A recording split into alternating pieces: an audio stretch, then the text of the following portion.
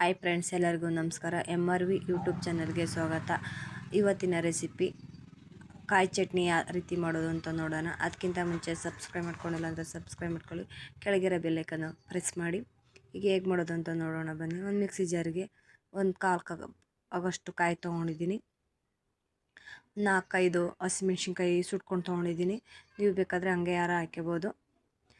ಕೊತ್ತಂಬರಿ ಸೊಪ್ಪು ತೊಗೊಂಡಿದ್ದೀನಿ. ಒಂದು ಗೆಂಡೆ ಬೆಳ್ಳುಳ್ಳಿ, ಒಂದು ಅರ್ಧ ಸ್ಪೂನ್ ಜೀರಿಗೆ, ಒಂದು 6 ಸ್ಪೂನು ಹುರ್ಗಡ್ಲೆ, ಒಂದು ಸ್ವಲ್ಪ ನೀರು ಸೇರಿಸಿ ರುಬ್ಕೊಳ್ಳೋಣ. ಈಗ ರುಬ್ಬಿದಾಗಿದೆ ನೋಡಿ, ಈ ಥರ ಪೇಸ್ಟ್ ಆಗಿದೆ. ಮತ್ತೊಂದು ಪಾತ್ರೆಗೆ ಸೇರಿಸ್ಕೊಳ್ಳೋಣ. ಇದು ಈಗ ಸೇರಿಸ್ಕೊಬಿಟ್ಟು ರುಚಿಗೆ ತಕ್ಕಷ್ಟು ಉಪ್ಪು ಹಾಕೊಳ್ಳೋಣ.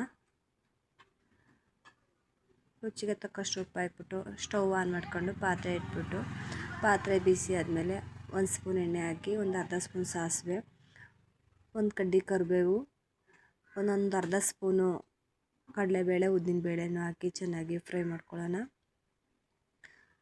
ಇವು ಒಂದು ಸಲ ಫ್ರೈ ಆಗಬೇಕು ಚೆನ್ನಾಗಿ. ಇಲ್ಲೊಂದು ಮೆಣ್ಸಿನ್ಕಾಯಿ ಮುರಿದು ಹಾಕ್ಕೊಂಡಿದ್ದೀನಿ, ಒಂದು ಮೆಣ್ಸಿನ್ಕಾಯ, ಅದನ್ನು ಕೂಡ ಹಾಕಿ ಫ್ರೈ ಮಾಡ್ಕೊಳ್ಳೋಣ ಚೆನ್ನಾಗಿ.